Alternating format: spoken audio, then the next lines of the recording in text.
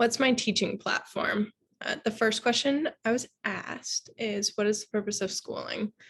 I believe that the purpose of schooling is to not only establish the basic knowledge of like the subject areas, but so like in our perspective, it's the American life perspective.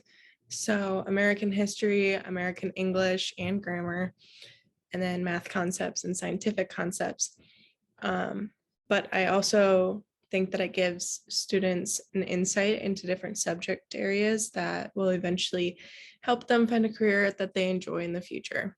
It also can get them excited for their futures. I also think that school, for the most part, gives students a safe place to be who they want to be and the ability to grow and change over pretty much 13 years of traditional primary and secondary schooling.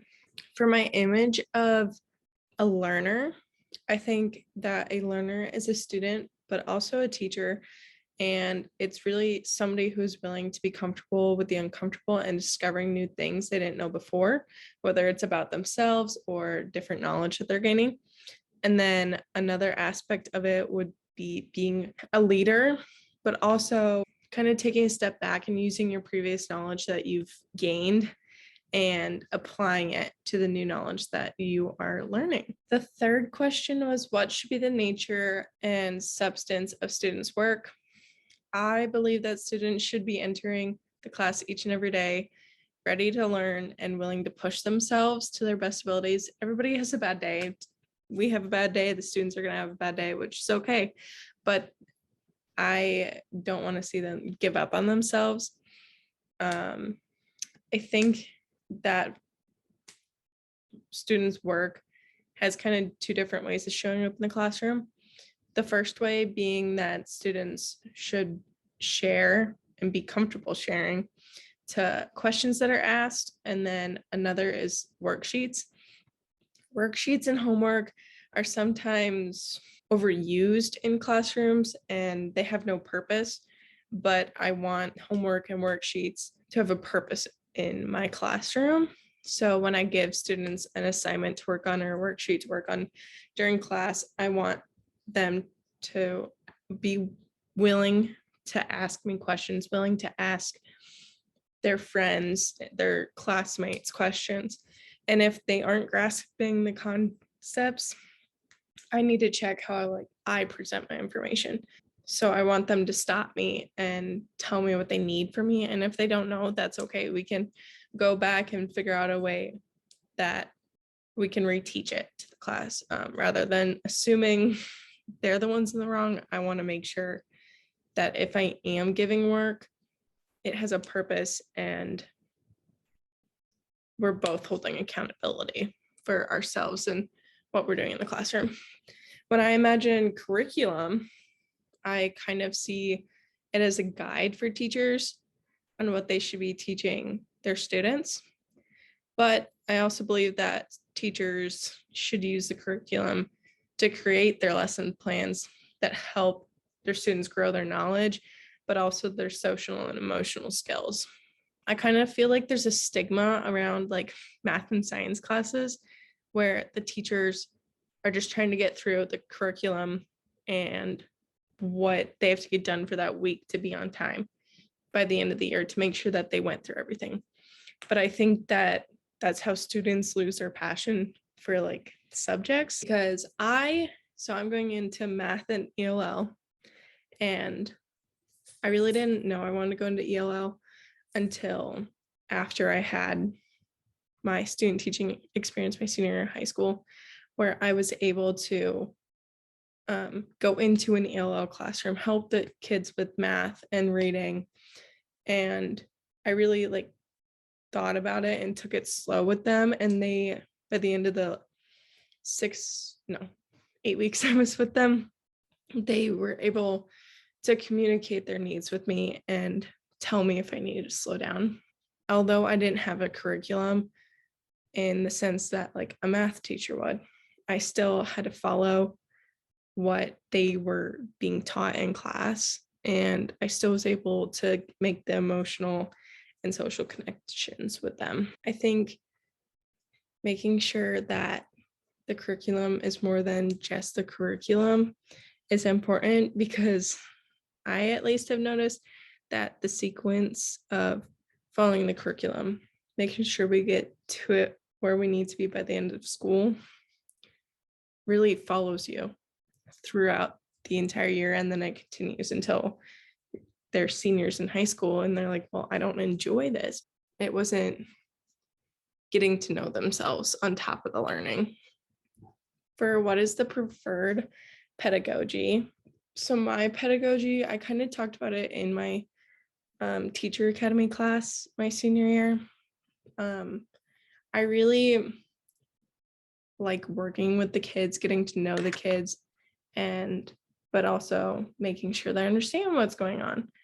And it more coincides with the inquiry-based learning, where you work in small groups and you lead large discussions, but I also don't have very much knowledge of the discipline-based inquiry type of learning. So I can't really say that either one is more effective.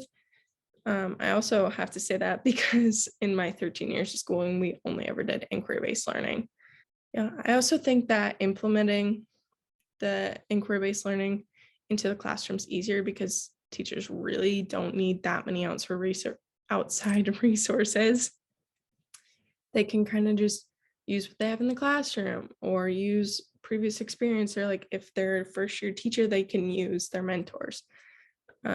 But at the same time, I think that both of them can overlap with each other.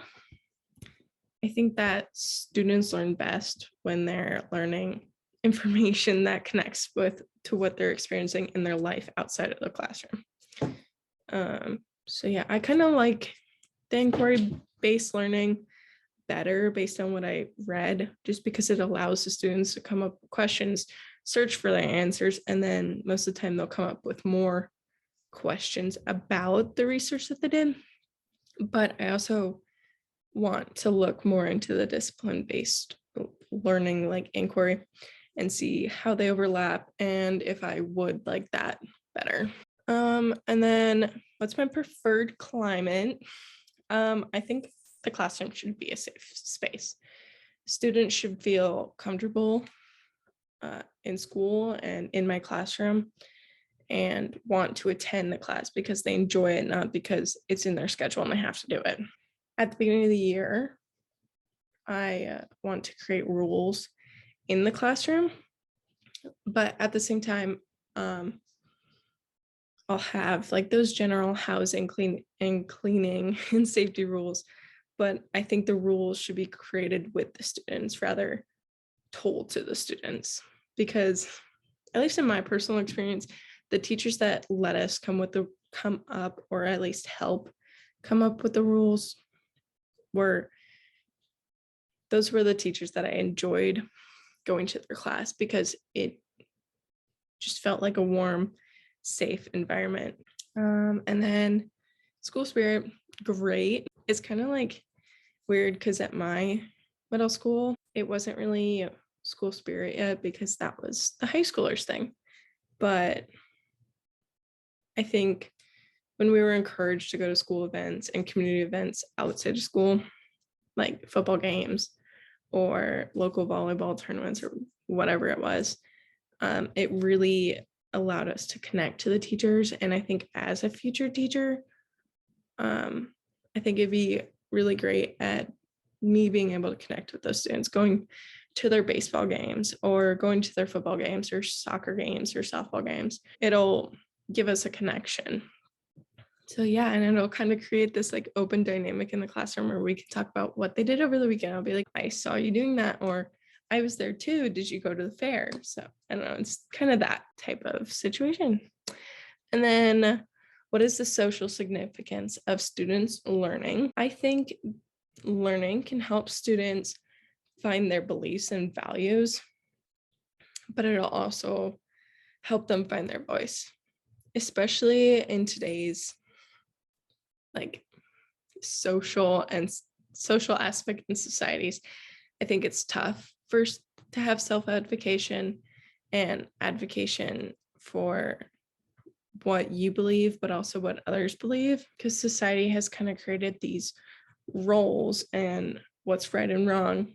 But I think with the current generation and then like our future generations, so the kids in elementary school, middle school right now, can really take their voices and these societal roles and adjust them to how they want to live their life rather than what society tells them to do and what has been done over the last however many centuries. So, yeah, so that's kind of what my teaching platform would be and what I kind of hope for in my future classrooms.